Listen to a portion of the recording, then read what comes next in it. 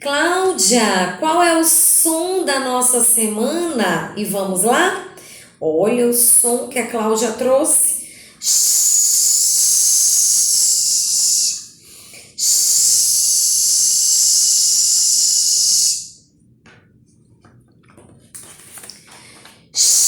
Xícara, xícara. Xadrez, xadrez. Chalé, chalé. Cláudia, quando nós usamos o chalé? Quando nós estamos com frio, quando nós vamos para um ambiente que está bem frio ou para um outro lugar, para um outro estado, para uma outra cidade. Aí nós colocamos por cima da nossa roupinha. Cláudia vai estar com a blusa e vai colocar o chalé para nos aquecer.